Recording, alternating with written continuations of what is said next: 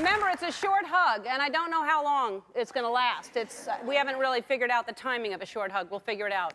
So our first guest is an Academy Award-winning actor whose movies include The Deer Hunter, Pulp Fiction, and Catch Me If You Can. His new movie, Man on Fire, is #1 at the box office. Please welcome the uniquely talented Christopher Walken.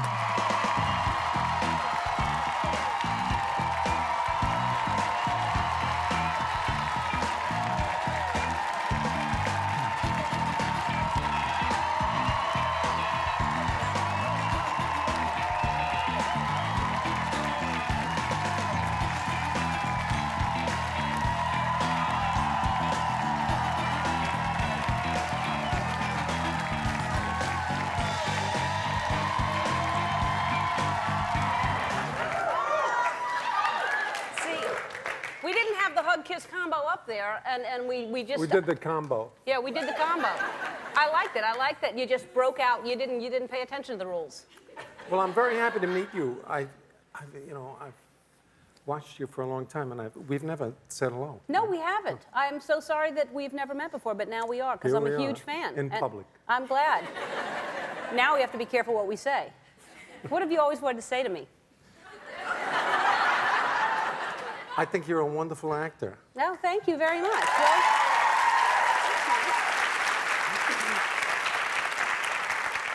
I think you're a wonderful actor. Thank you. I've enjoyed you in everything.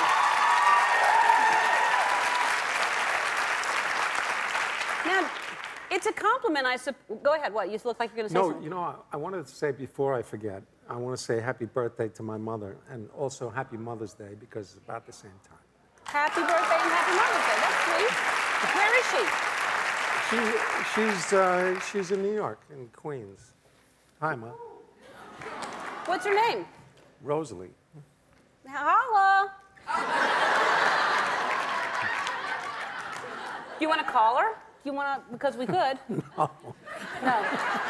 You don't want to go that far. Oh, you don't want to win it. I don't? I will. I don't care. All right. Well, we'll call her if you feel like it. All right. Seriously. Maybe later. I might want to say hi to her. Does she know who I am? Of course she does. All right. Well, I might call her and say happy birthday. And when's her birthday? It's in a couple of days. When's Mother's Day? It's like a week. May 9th. Yeah. It's about the same time. Yeah. Do you remember? Do you know what day it is, actually? I think it's the 6th. Yeah. But I'm not gonna be on television before that. So. Okay. Yeah. That's why you're here, isn't it? You're using us. My mother's birthday is in May, too. Now, are you going to get your mother a gift? Flowers, you know. Yeah. That's nice. Anything else, though? Because it's a combo Mother's Day birthday. Shouldn't it be bigger? I gave her everything already. All right. Well, let's spin and see what kind of hug you should give her. Maybe you could give her a formal handshake. That's what you give her. We have no choice now. Now, do you find it, I was going to ask you, because I guess it's a compliment when people do impressions of you, but I see more people doing impressions of you than just about anybody. Is that, do you understand it, or do you like it? I love it. You're right. I have a friend who does me on his answering machine, and when I call him, I talk to myself. Does he do it? Do you think do you sound like that? Yeah. And a lot of times when I hear it, I think, well, is that me? but I guess I'd be the last to know, you know. Yeah. Because I don't think we ever, especially when you tape record yourself, I never think I sound like I... Exactly. Yeah. No, it's true. You never sound or look or anything like you think. So you sound more like, you sound different now to me talking to you, but you have a tendency to do kind of long sentences with no punctuation is what I would say. Right? No, that's true. When I was a kid, I always resented, when I was in school, I always resented having to put the period here and the comma here.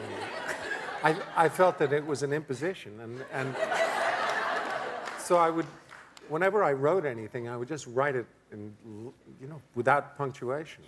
And I guess I grew up ending up that way. That's how I write all the time. Yeah. I resent punctuation as well. Yeah. I've never thought of it as resenting it, but... Well, it's true, particularly when you're an actor. You know, sometimes not just punctuation, but you'll have a line and it says in parentheses, you know, wistfully or, you know, or furiously or lovingly or whatever. But I try to cross all that out. Yeah. Which is why you're Sometimes if you see a line and it says, you know, the wistfully, then, you know, you just do it the opposite, just to spite. Just to spite the writer. I'll show the writer. Yeah. Tell me what I'm doing it furiously instead of wistfully. Exactly. But you can carry stuff like that off. I mean, your characters are always, they're never right on. You could probably get away with anything. The worst writing would come off brilliant with you doing it. I hope so. Yeah, it would. It would. And I think of you as very intense, and then I see you in the Fat Boy Slim video dancing. Did you see him in that? We don't have a clip, but so you're an amazing dancer. That's how I started. Until I was really full grown. I was a dancer in musicals and tours, and that's what I did. I was a chorus boy. I used to tour in West Side Story all the time. And when you were how old? You know, from the time I was a teenager until I was about 30. Really? That's what I did.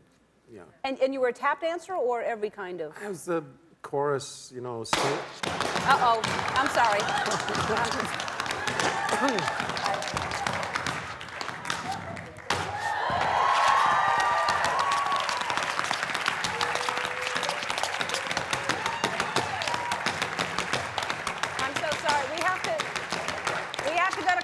I'm so sorry, Christopher. We're back with Christopher Walken.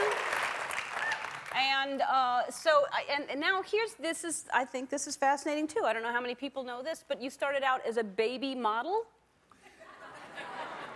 Well,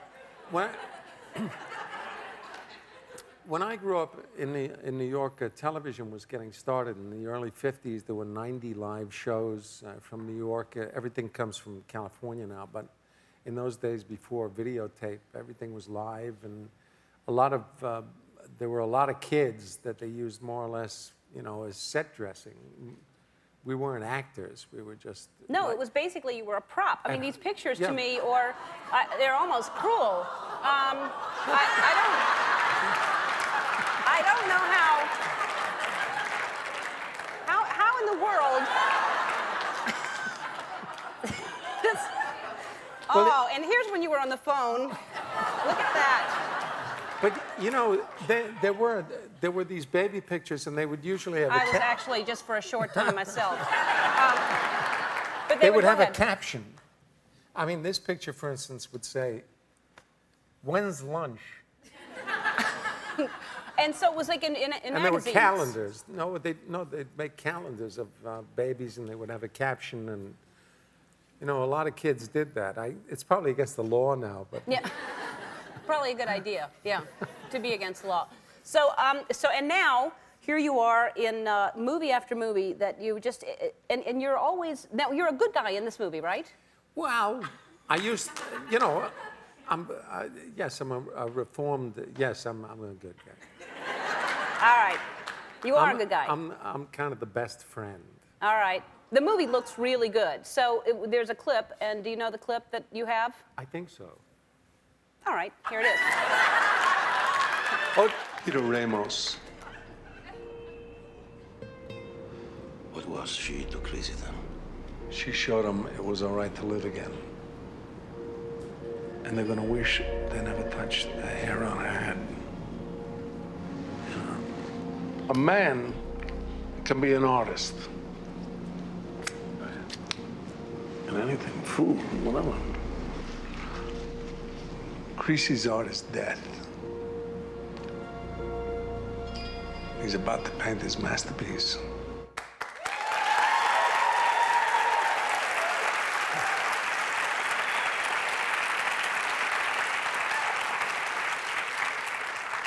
Well, that scene is kind of a turning point in the movie. It's Denzel who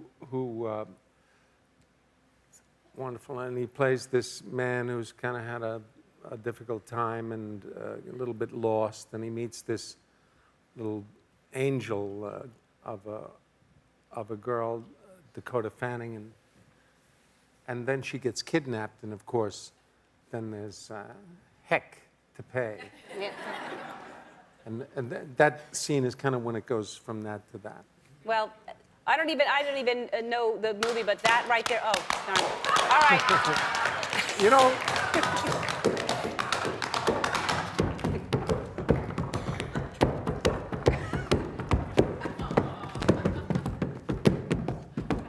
Oh, ow! man. Man on Fire is currently playing in theaters everywhere. Don't go away. We'll be right back playing hip hop or not right after this.